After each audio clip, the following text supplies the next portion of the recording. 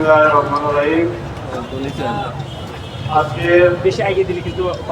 পূর্ব সমাবেশের সম্মানিত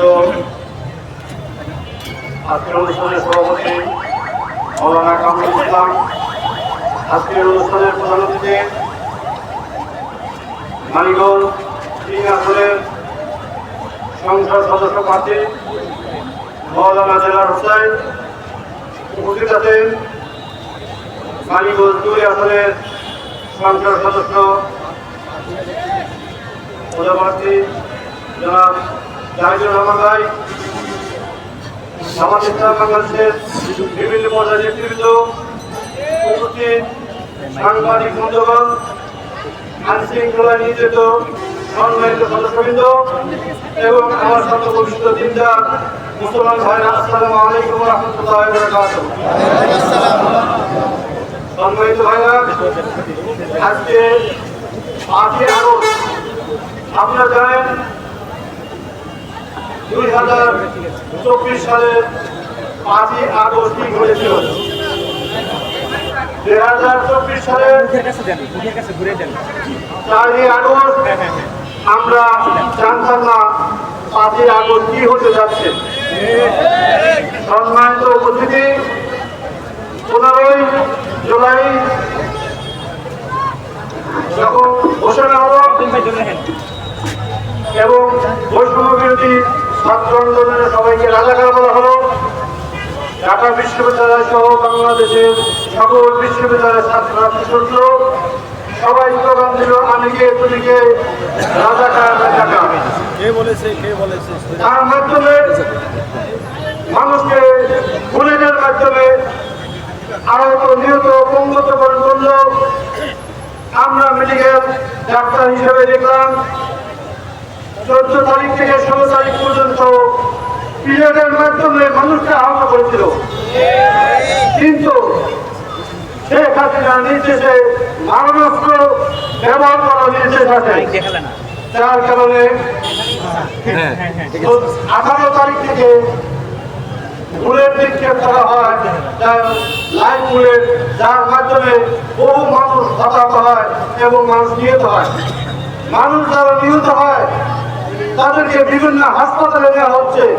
আমাদের 11টা অ্যাম্বুলেন্স কাজ করেছে, আমাদের ডাক্তাররা রক্ত দিয়েছে, তাদেরকে অ্যাম্বুলেন্সে করে ঢাকা মেডিকেল সহ বিভিন্ন হাসপাতালে নিয়েছে, কিন্তু স্বৈরাচারের ডাক্তাররা তাদেরকে চিকিৎসা দেয় নাই। তাদেরকে বলা হয়েছে যে এরা সন্ত্রাসী, এদেরকে চিকিৎসা দেওয়া হবে না, এদেরকে জেলখানায় পাঠানো হবে। অথচ আমাদের যারা ডাক্তার তারা বলেছে এই মানুষগুলোকে যদি আমরা এইভাবে পাঠাই তাহলে বিবেকের কাছে দায়বদ্ধ, সুতরাং এদেরকে চিকিৎসা দিতে হবে। আমাদের ডাক্তারদের অনুরোধে, আমাদের চিকিৎসকদের অক্লান্ত পরিশ্রমে, রক্তদানের মাধ্যমে এই জুলাই বিপ্লব আহতদের চিকিৎসা দেওয়া হয়েছে।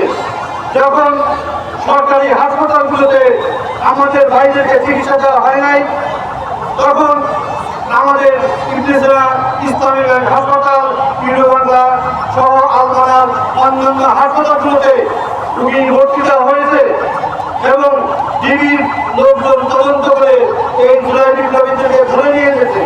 যার কারণে আমাদের তখন প্ল্যানিং হলো যে আমরা বেনামের ভর্তি দেব অথবা ভর্তি ছাড়া রোগীদের চিকিৎসা দেব, চিকিৎসা দেওয়ার মাধ্যমে আমরা ছেড়ে দিব, বাসায় গিয়ে পর্যন্ত ঠিক করে আনবো।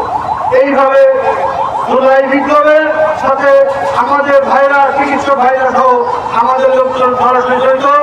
অথচ জুলাই বিপ্লব আজ হাইজাক হতে চলেছে। 2 দিন আগে একজন বক্তার মুখে শুনলাম ডিম ঘরে হাতে প্রায় বাগদাছে। তাদের কথায় মনে হয় জুলাই বিপ্লব তারাই করেছে, ইসলামিক দল জামাত ইসলাম, ইসলামী ছাত্র শিবিরের কোনো ভূমিকা নেই।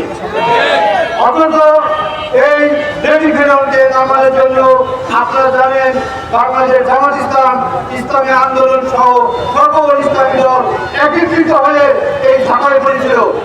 আপনারা জানেন আমাদের শীর্ষ নেতৃবৃন্দকে ফাঁসির মাধ্যমে হত্যা করেছে।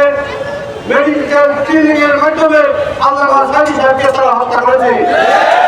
হত্যাই করে তারা থেমে থাকেনি। জুলাই বিপ্লবের মাধ্যমে আমাদের শত শত হাজার হাজার ভাই শেষ 15 দিনে 1500 ভাইকে শহীদ করেছে, 30,000 ভাইকে বন্ধুত্ববন করেছে।